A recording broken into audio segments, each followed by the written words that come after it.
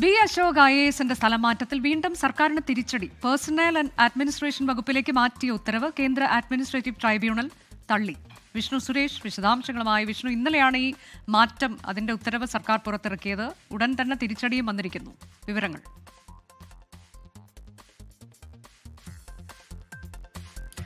B Ashok IAS സ്ഥലമാറ്റത്തിലാണ് സർക്കാരിന് തിരിച്ചടി ഉണ്ടായിരിക്കുന്നത്. വീണ്ടും പേഴ്സണൽ ആൻഡ് അഡ്മിനിസ്ട്രേഷൻ വകുപ്പിലേക്ക് മാറ്റിയ ഉത്തരവാണ് കേന്ദ്ര അഡ്മിനിസ്ട്രേറ്റീവ് ട്രൈബ്യൂണൽ തള്ളിയത്. കൃഷി വകുപ്പിൽ തന്നെ ബി അശോക് തുടരും നിലവിൽ എന്നുള്ളതാണ് സർക്കാരിനെ സംബന്ധിച്ചത് വലിയ തിരിച്ചടിയാണ്. ഇന്നലെയാണ് ഇങ്ങനൊരു ഉത്തരവ് പുറത്തിറക്കിയത്. പേഴ്സണൽ ആൻഡ് അഡ്മിനിസ്ട്രേഷൻ വകുപ്പിലേക്ക് മാറ്റിക്കൊണ്ടുള്ള ഉത്തരവ് പുറത്തിറക്കിയത് ഇന്നലെയാണ്.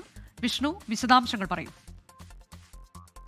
അനുജ, തുടർച്ചയായ മൂന്നാം തവണയാണ് സർക്കാരും ബി അശോകും തമ്മിലുള്ള ഏറ്റുമുട്ടൽ സർക്കാരിന് തിരിച്ചടി ഉണ്ടാകുന്നത്. ആദ്യം തദ്ദേശ വകുപ്പിലേക്ക്, പിന്നീട് ഗതാഗത വകുപ്പിലേക്ക്, ഏറ്റവും ഒടുവിൽ TRD മാറ്റുന്ന ഘട്ടത്തിലും അദ്ദേഹത്തിന്റെ സ്ഥാനമാറ്റം അത് സ്റ്റേ ചെയ്യുകയാണ് ട്രൈബ്യൂണൽ ഇപ്പോൾ ചെയ്തിരിക്കുന്നത്. കോടതി സർക്കാരിന്റെ നടപടി കോടതി ലക്ഷ്യം എന്ന് ചൂണ്ടിക്കാട്ടിയാണ് ബി അശോക സെൻട്രൽ അഡ്മിനിസ്ട്രേറ്റീവ് ട്രിബ്യൂണലിനെ സമീപിച്ചത്.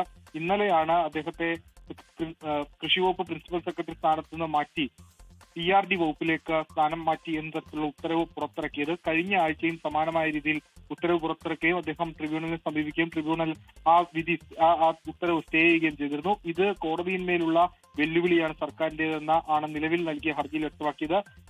ബി അശോകിന് നിലവിൽ കൃഷി വകുപ്പ് പ്രിൻസിപ്പൽ സെക്രട്ടറിയായി തുടരാം എന്നാണ് സർക്കാരിന് അത് വലിയ തിരിച്ചടിയാണ്. ബി അശോക് IAS കൃഷി വകുപ്പിൽ തുടരും. ലോകത്തെവിടെയായാലും ഏത് സമയത്തും 24 വാർത്തകളും ഓഗ്മെന്റഡ് റിയാലിറ്റി പാക്കേജുകളും എക്സ്പ്ലെയിനറുകളും വിശദമായി കാണാൻ ഞങ്ങളുടെ YouTube ചാനൽ നിങ്ങൾക്ക് സബ്സ്ക്രൈബ് ചെയ്യാം.